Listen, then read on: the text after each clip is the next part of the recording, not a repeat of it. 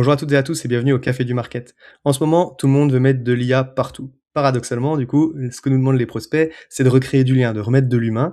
Et c'est pour ça qu'on a de plus en plus intérêt à miser sur des événements en petit comité, type dîner, pour développer une relation particulière de proximité avec des prospects au potentiel important. Donc pour voir justement comment et pourquoi est-ce qu'on peut mettre en place ce type d'événement et les intégrer à sa stratégie marketing, je suis aujourd'hui avec Benoît Marcelin, qui est CEO de Nomination. Bonjour Benoît. Bonjour Axel. Écoute, c'est un plaisir de t'avoir sur le podcast, parce que c'est un sujet dont on a un petit peu parlé tous les 2 lors d'un événement, sur lequel on avait une table ronde, au CMO InTech, il y a Ouais. quelques temps. Donc, on va pouvoir creuser un petit peu ce sujet-là ensemble. Mais juste avant qu'on rentre dans le vif du sujet, est-ce que tu peux te présenter en quelques mots, s'il te plaît? Bah ouais, avec plaisir. Donc Benoît, je suis déjà une nomination depuis quelques années maintenant. Et avant, j'avais une double casquette. J'ai commencé ma carrière il y a très longtemps en consultant en CRM, et puis ensuite je me suis reconverti dans le marketing, dans l'assurance, chez Nomination, et puis ensuite maintenant je suis DG de la boutique. Et pour ceux qui connaissent pas Nomination et pas Nomination comme tu m'as posé la On a question envie de le tout dire à des l'heure. fois, ouais. Ouais, on a envie de le dire. En fait, nomination, tout simplement parce que le début de l'histoire, il y a 20 ans, c'était une intuition de Serge, le fondateur, autour du mouvement des personnes comme étant des signaux business. La prise de poste d'un nouveau directeur, d'un nouveau CXO est un signal de plein de choses dans les boîtes. Et il voulait capter ce signal. Donc, il y a très longtemps, on parlait pas encore d'intent ou de tout ce que tu veux, mais c'était déjà cette idée. Et depuis, on a élargi ça en se disant comment on peut traduire toute la complexité du tissu économique, des mouvements des boîtes, des structures des entreprises, des gens qui bougent, pour en faire une base de données la plus précise, la plus exploitable possible. Et c'est ça notre job chez Nomination. OK. Et donc, et ouais, tu passé de responsable market à DG, du coup. C'est ça. Écoute, c'est pas la transition qu'on voit le plus souvent, mais au final, j'ai envie de dire, Non, normalement, quand c'est vrai que quand tu es au marketing, tu es au cœur des enjeux un peu, de la boîte, à la fois, problématique produit, compréhension du marché et tout, donc on aurait envie de dire que ça pourrait être c'est un chemin, quoi. c'est un chemin, mais c'est marrant parce que dans tout ce qu'on fait, on est hyper data, et à un moment donné, on s'était amusé entre guillemets à regarder un peu les matrices de passage, terme un peu compliqué, qui visualise en fait les trajectoires professionnelles. Donc nous, on suit à peu près 500 000 personnes depuis 20 ans, et donc on voit les parcours professionnels, et statistiquement, tu es capable de te dire bah euh, qu'est-ce qu'il faut pour devenir DG, par quelle fonction il faut passer, est-ce qu'il y a des transitions entre grosses boîtes, petites boîtes, entre secteurs d'activité. Et il y a quelques temps, avec un cabinet de management de transition, on avait sorti un livre blanc avec plein de stats sur CMO à mi-carrière. Tu es CMO, tu as 40 ans ou 45 ans, c'est quoi le job d'après? Et effectivement, la transfo CMO vers DG était pas du tout la trajectoire privilégiée. Encore aujourd'hui, il vaut mieux passer par la finance pour finir DG, évidemment, sauf dans les petites boîtes où là c'est un peu différent.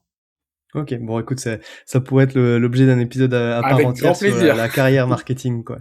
Mais bon, on va quand même revenir à notre sujet du jour. J'avais dit donc je le disais en introduction, notre sujet effectivement, c'est les événements, en petit comité, type dîner, quoi. Ouais. Peut-être pour commencer, c'est bien de savoir comment on fait, mais moi j'aime bien commencer toujours aussi par le pourquoi. Pourquoi miser sur ce type d'événement? Pour quel type de cible, de contexte c'est intéressant? Alors, je vais sortir plein de platitudes, donc si jamais c'est trop bas de plafond, tu me le dis. Hein, mais en gros, aujourd'hui, les constats, il y a de plus en plus de bruit. Tout le monde fait de l'outbound, tout le monde fait de l'automatisation. Tout le monde se bat plutôt sur des marchés de masse. Parce que quand tu veux faire de l'automatisation à haute dose, que tu regardes tout ce qui se passe sur les gourous, sur LinkedIn, et qui t'explique comment monter une infra te permettant d'envoyer avec la super délivrabilité 5 ou 10 000 mails par mois, tu vois bien que tu as beaucoup de choses qui sont orientées sur un marché plutôt mid-market, voire SMI bas de segment. Et puis on a tous normalement une partie de ton business qui est fait sur des belles boîtes.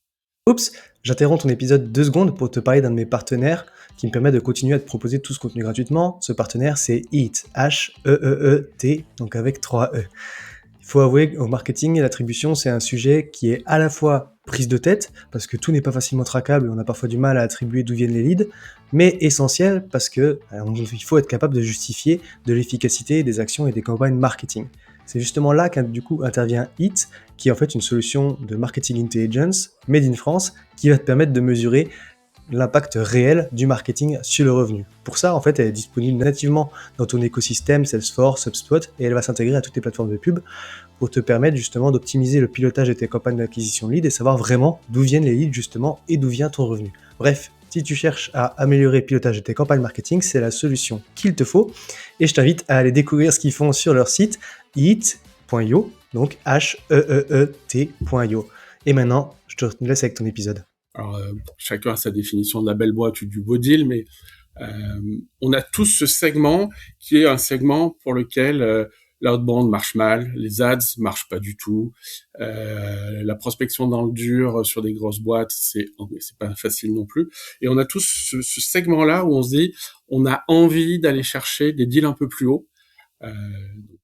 Ça peut être le marché enterprise, la BM, les grands comptes, on l'appelle un peu comme on veut, mais on a tout ce segment-là, et c'est un segment qui est hyper difficile à activer avec des mécaniques, on va dire un peu masse, ou même la prospection ciblée peut être très délicate là-dessus. Et nous, notre conviction, c'est que toutes les boîtes ont besoin d'adresser tous leurs segments de marché, le petit, le moyen et le gros, mais évidemment en ajustant ces tactiques, en ajustant un peu la manière dont tu t'y prends. Et nous, on a un segment sur lequel on a envie d'investir plus, un segment de marché où on va chercher des deals qui font x3, x4, x5 par rapport à notre panier moyen. Et sur ces deals-là, notre constat, c'est que la prise de décision se prend toujours beaucoup plus haut que ce qu'on aimerait ou ce que les commerciaux attendent. Genre nous, classiquement, quand on vend des accès à la plateforme de nomination, parce qu'on est aussi un SaaS, un responsable market, un sales manager, ça nous suffit largement pour engager des budgets de quelques cas par an. Il n'y a pas de problématique spécifique.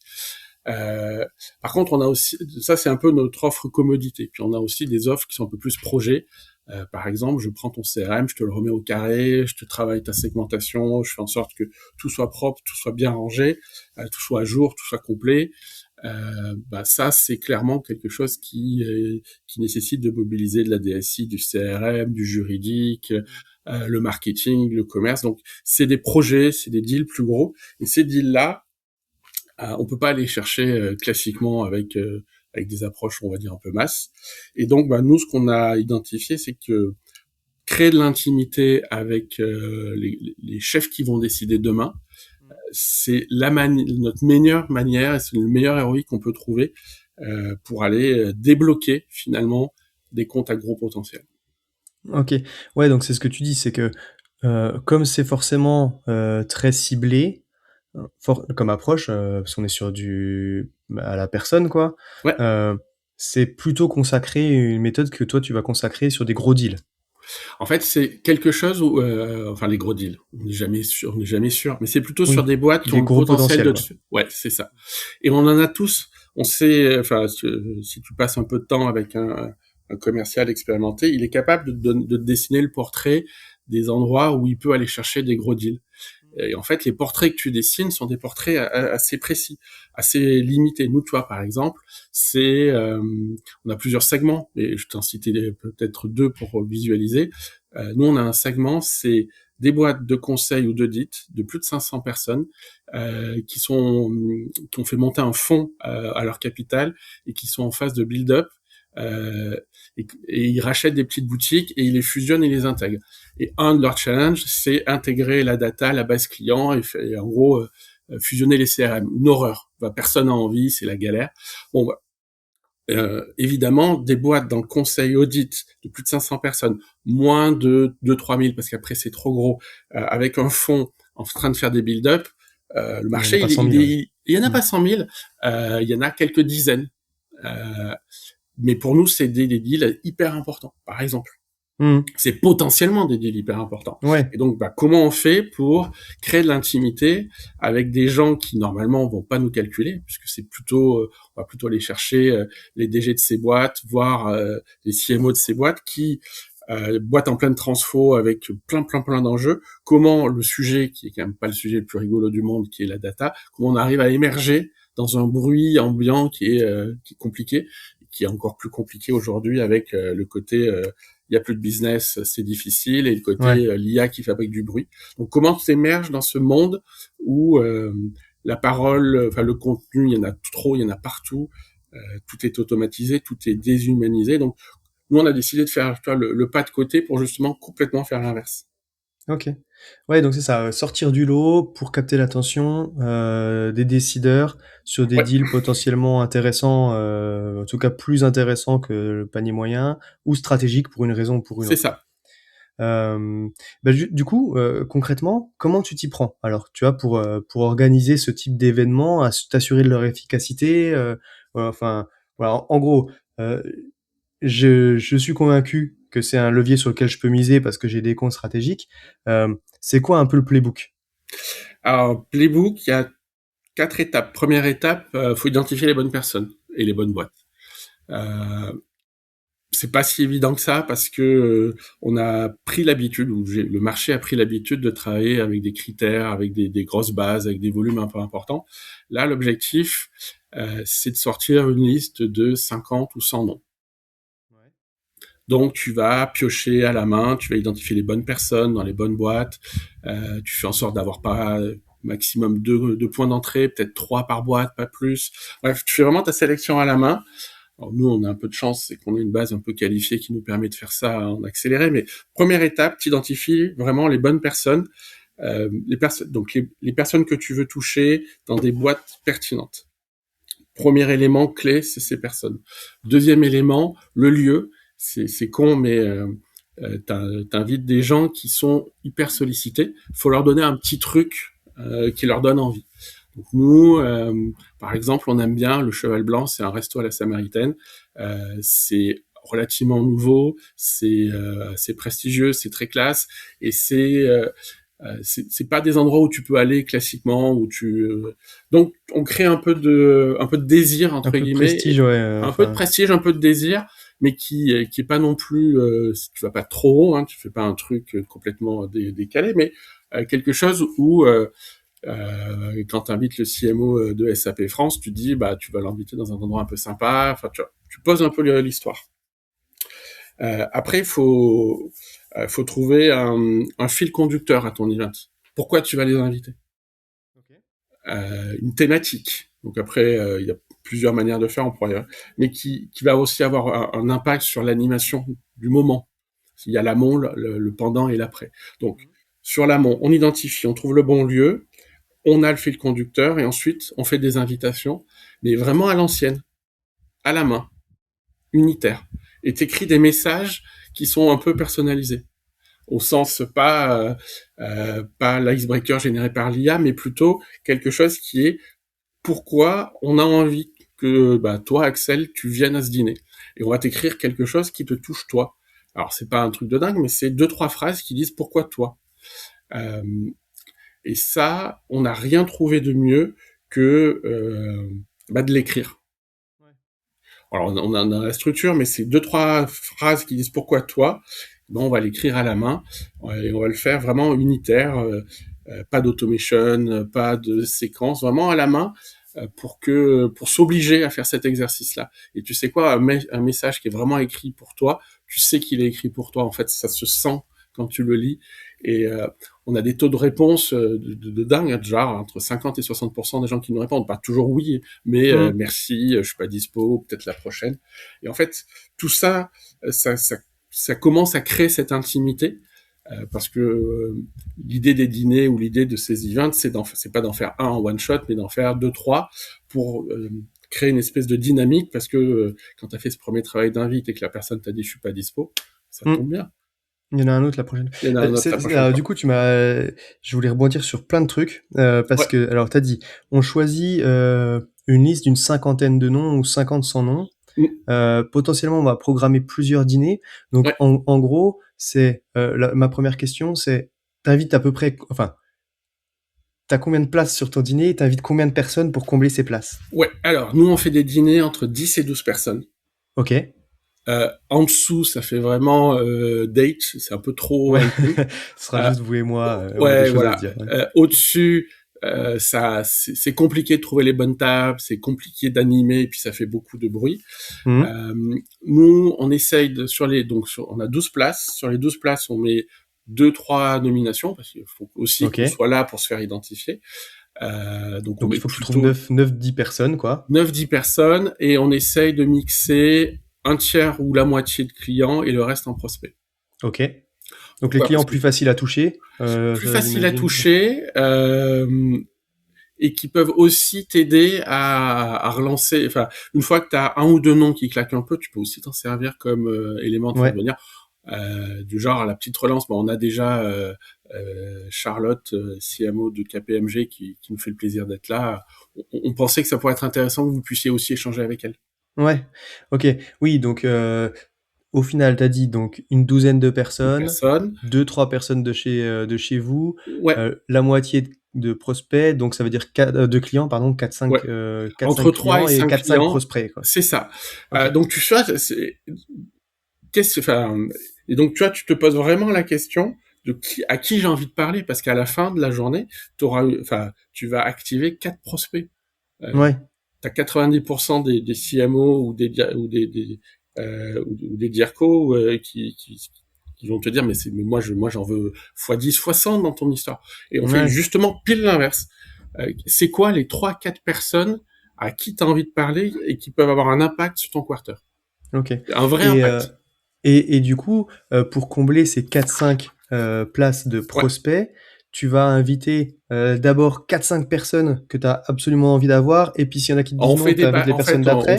ouais, alors, enfin, au départ, on faisait ça, mais maintenant, c'est un peu rodé. On fait des batchs d'invites de 15-20 personnes.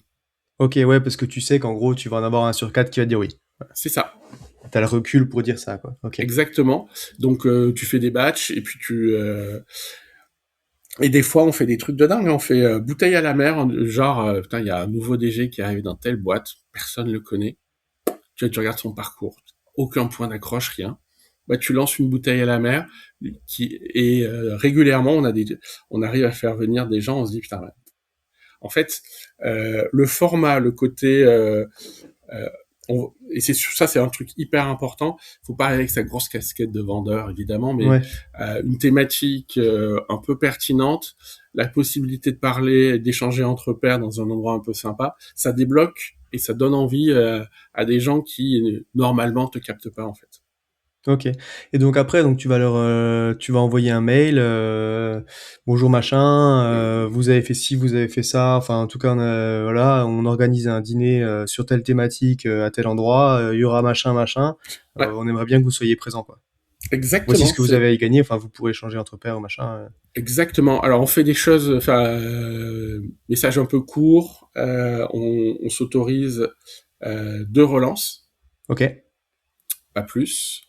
Euh, et globalement, il faut que tu t'y prennes à peu près un mois avant, OK. enfin au moins 4-5 semaines avant l'event, et tu fais et tu fais ça de manière un peu compacte.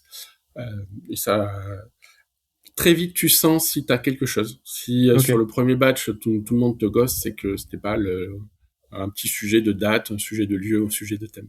Ouais. OK et très cool et bon, super intéressant et donc après j'allais dire, donc dans la théorie, en plus ça, s'il y en a qui te dit pas tout de suite, bah, tu peux remplir le dîner C'est ça. d'après, enfin voilà, tu as ta séquence qui est prévue. Après tu as le dîner quoi, j'allais Ouais, dire moi c'est c'est un le truc, tu vois, pendant. qui me terrifierait parce que je sais pas si ça se sent déjà dans la façon dont je pose les questions, tu vois? Mais cette idée de dire, enfin moi, tu vois, typiquement un truc où tu as, 10 places, ou 5 places, tu invites 10 personnes c'est: «Oh, mais si tout le monde me dit oui, qu'est-ce que je fais?» Et puis après, bah, en fait, dans un truc comme ça où tu as 10 personnes, tu as moins le droit à l'erreur encore que dans un événement de 150 personnes où, enfin, où c'est là toi qui parles. Enfin, tu as des orateurs qui vont parler à une audience C'est et tout. ça. Là, il faut que ça prenne, il faut que les gens parlent entre eux, Ouais. donc de l'animation, tu vois, comment tu t'en sors pour que ça prenne? Est-ce que tu as des astuces, des bonnes pratiques? Alors, on a testé 3 formats, 3 formats très différents. Le premier, c'est au début, euh, l'angoisse, un peu la même que la tienne, et on s'est dit, on va mettre un animateur. Donc un OK. professionnel, quelqu'un qui va distribuer la parole. Donc il y en a sur la place, il y a des gens qui font ça, des freelances, des agences. Mmh mh. C'est pas mal parce que bah tu te mets un peu en retrait, mais c'est super pas bien en termes de ROI parce que justement tu te mets en retrait Ouais. et t'es moins au cœur de l'histoire. Mais ça permet de commencer, on va dire, sans avoir cette première angoisse de comment j'anime. Euh, Après, on s'est dit, faut qu'on soit plus au cœur de cet event, forcément. Donc, on a testé un deuxième format où là, on avait un témoin, un expert. En gros, on avait un invité vedette, une OK. star, enfin une star, notre invité vedette. Euh, ça peut être par exemple un, un bon client à toi qui va sans du tout te faire la promo, sans faire un business case, mais qui va partager des sujets de lui, sa thématique, et qui va naturellement dire du bien de toi, puisque la thématique est autour de son enjeu, de comment il a résolu l'histoire. Donc ça, c'est pas mal. C'est l'entre-deux, puisque tu vas un peu, on va dire, basculer le soin de créer quelque chose sur ton témoin. Problématique, c'est qu'il faut trouver un client qui parle bien, qui soit à l'aise, etc. Nous, on en avait quelques-uns, on a fait plusieurs dîners avec ce format-là. C'est vraiment le truc le plus confort, puisque t'as pas l'extérieur, t'as pas l'animateur qui parfois est un peu à côté, t'as ton champion qui te fait ton auto-promo et toi t'es autour. Euh, le truc, c'est que, alors, peut-être que les gens qui vont nous écouter ont en tête des dizaines de clients brillants, charismatiques, avec des beaux logos qui donnent envie, etc. Mmh mh. Pas toujours, enfin, Peut-être est pas. Mmh. disponible, et c'est Mmh. pas toujours le Et cas. Et donc, bah, depuis les 3 derniers dîners, on en fait à peu près un par trimestre, on s'est lancé dans le grand bain. On anime en direct, et donc, bah, on sort la thématique, et on a une mécanique d'animation où apéritif, petit tour de table pour que les gens se présentent, mais rythmé par, alors, en l'occurrence, Serge, le fondateur de Nomination, qui fait cet exercice-là. Et ensuite, on a 3 questions, une question pour l'entrée, une question pour le plat, une question pour le dessert, une OK. question où on fait réagir. Et le pari, et enfin, c'est un pari qui est, au final, quand tu vas choisir vraiment des personnes de haut niveau, c'est rare que ce soit des personnes qui aient rien à dire, qui aient rien vu, qui savent C'est pas un pari parler, peu etc. risqué, on va dire, ouais. C'est un pari peu risqué. Et on lance des sujets, et ensuite il y a des rebonds, des fois des rebonds un peu lointains, des fois des rebonds assez directs. Euh, et c'est là où tu reviens aussi sur la pertinence des gens que tu invites. Euh, des fois, tu donnes une couleur très sectorielle. Des fois, au contraire, tu vas mélanger des secteurs pour créer des conversations. J'ai souvenir, on avait invité le patron d'une institution culturelle dans un dîner plutôt tech. Et, euh, et on l'avait fait un peu volontairement, un côté à côté. Et au final, et le sujet, c'était en gros faire face à la vague de l'IA dans l'organisation. Et lui, avec sa contrainte d'institution culturelle, enfin, tu vois, il a des fonctionnaires dans son équipe. Donc comment euh, il a osé ouvrir des sujets et des contraintes qu'on a envoyées tous, mais qu'on n'ose pas tous assumer. Et donc ça a été hyper riche, justement, d'amener quelqu'un qui était à côté. Un point de vue un peu Euh, enfin, ouais, sectoriel différent, quoi. Ouais, donc il y a l'avant qui est hyper important, il y a effectivement le pendant. C'est là où tout se joue. Est-ce que tu arrives à laisser une trace dans la mémoire des gens que tu as invités, positif sur le moment qu'ils ont vécu. Mmh mh. Donc là, on est en France, la qualité de l'assiette joue pas mal hein, sur cette empreinte que tu donnes. Donc Ouais. faut pas lésiner, il faut aller vraiment dans des endroits un peu sympas. Donc euh, l'ambiance, les moments de conversation, euh, la posture, toi, ta posture, et le fait que tu aies été identifié comme quelqu'un d'intéressant et intéressé, tu vois, les deux, tu Mmh t'intéresses mh. aux gens, euh, c'est hyper important pour ensuite, parce qu'à la fin, on fait un peu de business malgré tout, à la fin, préparer l'étape 3 qui est l'après. Et pour l'après, euh, on fait 2 trucs. Le premier, c'est à la fin, on fait un petit, parce qu'en plus tous les gens nous le demandent à chaque dîner, on fait un petit mail où on partage les coordonnées de tous ceux qui ont été présents au dîner. Ok. Et on Ouais. sait que il y a plein d'échanges ensuite qui se créent à travers ça. Il y a des gens qui continuent des discussions business après les dîners parce qu'ils ont trouvé des points et que et ça en vrai, les gens se souviennent qu'ils ont croisé, qu'ils ont rencontré quelqu'un d'intéressant grâce à nomination. Ouais. Donc ça te positionne de manière intéressante. Et après en one-one, on propose à chacun un échange sur une thématique où on prend la thématique du dîner, on la décline de manière un peu plus opérationnelle, un peu plus business, et on propose un échange en disant est-ce que avec la personne ou en lui laissant un échappatoire qui est quelqu'un dans son équipe qui s'occupe de telle thématique. Ok. Ça, tu renvoies un petit mail ou c'est ça, juste un petit mail. Après, en leur disant bon, pas trop pushy quoi, mais en gros, bon, vous étiez au dîner, on a parlé de ça. Est-ce que ça vous dirait de voir comment est-ce qu'on nous développe le sujet, vous ou quelqu'un de votre équipe quoi. C'est ça. Okay. Et globalement, on arrive une fois sur deux à avoir une conversation intéressante. Okay. On arrive à et que ce soit avec la personne, donc le top décideur qu'on a identifié ou son N-1, son N-2, mais même quand tu arrives au N-2, quand c'est le CEO d'une boîte qui dit à quelqu'un dans son équipe, fais le rendez-vous avec nomination, t'es bien accueilli, on te parle gentiment, on t'ouvre des sujets. Ouais. Et après tu fais ton job de sales et tu creuses et tu ouvres et tu découvres, mais ça te met en situation d'avoir des conversations vraiment intéressantes avec les bonnes personnes. Ok. Ouais, tu vois, j'avais dit parce que c'est cool, t'as embrayé sur l'après sans que je te relance parce que t'avais glissé ce mot à un moment, t'as parlé de ROI en étant plus au centre. Au final, bon, en termes de budget, c'est le prix de 10 ou 12 menus au restaurant, quoi. Donc ça reste modéré selon le restaurant dans lequel t'invites les gens. T'es sur une enveloppe entre 2 et 3 000 euros, ouais. Ouais. Et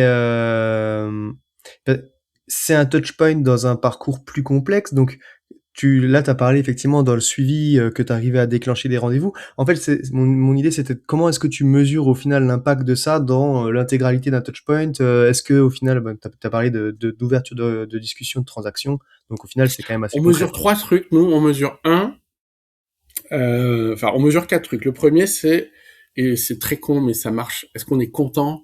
Tu vois, à la fin, il est 11h, parce qu'on dit que le dîner dure jusqu'à 10h, mais comme les échanges, les gens parlent, machin, c'est toujours plus long. À 11h, les 3 personnes de nomination, on se dit alors, et quand on dit putain, c'était sympa, on a eu des bons échanges, on sait qu'on tient quelque chose et qu'il va se passer des trucs. Ouais. Donc déjà, il y a cet instant où tu t'es dit putain, j'ai eu des bonnes conversations avec des gens intelligents, c'était cool. C'est marrant parce que tu vois, on parle de data et tout, mais au final, et je pense au marketing, ça reste important, c'est ce sentiment, ce gut feeling, tu sais que t'as après là, il s'est passé un truc cool, quoi. Il s'est passé un truc cool. Donc ça, c'est déjà un premier.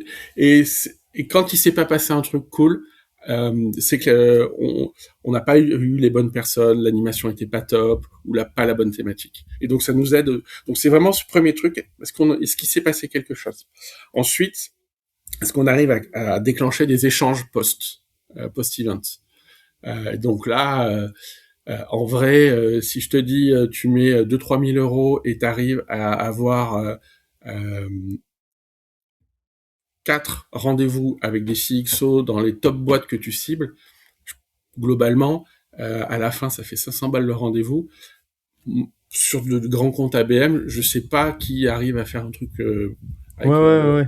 Tu vois, c'est super pas cher en fait. Oui, on n'est pas sur un lead qui a téléchargé un e-book, quoi. Non, on est sur quelque chose où la personne te connaît, t'as vu, t'acceptes. Enfin, c'est vraiment. T'as un rendez-vous qualifié avec un prospect super intéressant. Ouais, ça a beaucoup de valeur. Aujourd'hui, quelque chose comme ça a beaucoup de valeur. Et nous derrière, on a on a 2 indicateurs, qui sont pas des vrais indicateurs mais qui sont des indications fortes. C'est est-ce que à l'issue de tout ça, t'arrives à envoyer un SMS ou un WhatsApp à quelqu'un et qu'il te réponde pour débloquer un truc. Et ça marche en fait. Parce que une fois que tu as fait ce dîner, une fois que tu as fait ce premier échange, globalement, s'il y a quelque chose dans la boîte, alors t'as un deal qui s'ouvre. c'est jamais le grand boss qui va le piloter, il le regarde de loin, donc t'avances avec les équipes. Mais il y a des fois ça bloque. Nous, on a des problématiques, par exemple régulières, où on a un service juridique ou conformité un peu pénible, ou un DSI qui est un peu qui dit attendez, j'ai un catalogue de sécurité de 882 pages à vous faire remplir avant de pouvoir avoir une conversation. Et on va le faire, on suit les process, mais c'est vrai que de temps en temps, être capable d'envoyer un SMS en disant les planètes s'alignent, mais on a un peu du mal à faire Il y a un service juridique qui nous, non, non, qui répond nous pas en embête, fait, ouais. ou tu vois, Ouais. ou ton dossier, Mmh. ton sujet est pas, va être traité dans un mois. Si le service juridique traite ton sujet dans un mois, tu sais que tu as un risque de perdre le momentum. Ouais. Comment toi tu fais bouger un service juridique? Toi tu peux pas. Bah oui, Par oui. contre, le boss qui voit l'intérêt pour faire avancer une problématique, une vraie problématique de sa boîte, peut dire à son service juridique, pas bypasser, parce que ça c'est faux. Enfin, ça ne marche jamais. Mais Oui, par oui. contre, remonter le traitement du dossier un peu plus haut de la pile. Enfin voilà, c'est ce type de truc où t'envoies un SMS et il y a quelqu'un qui te répond. Ouais. Ouais, Pour c'est de ça, vrai, en fait. ça n'a pas de prix. Ça a beaucoup, beaucoup de valeur. C'est clair. Et à la fin, comme c'est plutôt du grand compte, comme c'est plutôt des gros paniers, donc c'est des cycles un peu longs, à la fin, on mesure, mais 6 mois, un an plus tard, les comptes qu'on a ouverts, en fait. Mais Ouais. les comptes que tu as ouverts, c'est une conséquence, c'est pas ton indicateur, en fait. Oui. L'indicateur de performance de ton event, c'est est-ce que tu as passé un bon moment? Parce que si toi, tu as passé un bon moment, il y a des chances que les gens aient aussi passé un bon moment. Et est-ce que derrière, tu arrives à enchaîner une conversation? Ouais. OK, très cool. Bah, écoute, merci pour, ce retour d'expérience. C'était, pour le coup très complet et très concret. Hem, si on devait résumer notre échange, c'est Mm. quoi le conseil que tu mettrais en avant, du coup, si on veut se lancer dans l'organisation de ce type d'événement? C'est accepter de faire un peu à la main ce que plus personne n'a trop envie de faire à la main. Euh, Toi, quand tu crées une audience aujourd'hui, on a tous envie de cocher 3 cases ou de demander à l'IA de te faire un truc, d'avoir un fichier de 1000, 2000 noms et de dire c'est cool, ça va, sans les regarder. Passe une demi-heure, 1 heure à sélectionner à la main. Parce que quand tu sélectionnes à la main, en fait, tu mets des trucs qui sont pas la même chose et tu vas vraiment sélectionner ta cible. Pareil, aujourd'hui, envoyer des invitations avec des séquences automatisées, avec une IA qui t'écrit le truc, a priori, c'est plus de la science-fiction, tout le monde le fait. Donc, fais-le pas, en fait. Embête-toi à écrire un message en one-one, pour de vrai, un vrai one-one, et pas un template copier-coller dans lequel tu changes juste le prénom. Euh, Prends le risque de te mettre, toi, marketeur, ou toi, DG, ou toi, sales leader, un peu en risque en allant animer ce fichu, participer à ce dîner, non pas avec ta casquette de CMO de machin, mais vrai avec moi Axel, moi Benoît, j'ai des convictions, j'ai des idées, j'ai des doutes, j'ai des questionnements, et je viens avec tout ça, et je suis un acteur finalement de ce moment. Tu vois, c'est 3 trucs qu'on a tendance à plus vouloir faire. Prendre le temps de cibler, prendre le temps de faire des invites et se mettre un peu en risque en allant physiquement mouiller la chemise. Il y a trop de gens qui se cachent derrière le digital pour automatiser, avoir l'impression de faire plein de trucs tu vois, sans se mettre un peu face au client en conversation en fait. Ouais, bah, de toute façon, voilà, effectivement, c'est sûr que là, physiquement, quand tu t'impliques dans l'événement, c'est ce que tu dis, c'est tu t'exposes, quoi, Ouais, tu t'exposes. C'est plus difficile à faire, mais d'un autre côté, potentiellement, la récompense est plus forte, quoi. c'est ça. Mmh. Il y a pas de raccourci. Hein. Enfin, je Ouais, pense que tout le monde est à peu près conscient que quand il y a un raccourci, c'est qu'en vrai, il n'y a pas beaucoup d'impact en fait. ouais. Très cool, bah, écoute, c'est une belle leçon, tu vois? Au final, ça reboucle avec ce qu'on disait au début, quoi. Là, pour le coup, c'est le type d'action où tu es quand même obligé de mouiller le maillot et de mettre les mains, C'est pour ça. faire les choses proprement, c'est pas une question de volume, quoi. C'est plutôt une Non, question de c'est vrai. qualité. Une question de qualité et de pertinence. Et ça, je pense que il n'y a pas d'échappatoire. Tu vois, tous les gens avec qui je dispute voient bien la baisse de la perf de tous les leviers marketing classiques ou même pas classiques. Et on essaie tous de compenser avec plus de volume, plus d'automatisation pour faire encore plus de campagnes, encore plus d'ads, encore plus de tout ce que tu veux. Et je dis pas qu'il faut s'arrêter parce que il faut aussi faire ça, mais aussi faire un peu d'ultra ciblé, de chirurgical, et de mouiller le maillot. J'aime bien l'idée et l'analogie. C'est clair. Ça marche. Bah, écoute, merci beaucoup Benoît, encore une fois pour tout ça. C'était super intéressant Bah, et merci puis, de l'invite. avec plaisir. Écoute, maintenant, bah, il me reste à te souhaiter une bonne journée. Bonne journée à toi. Salut. Salut.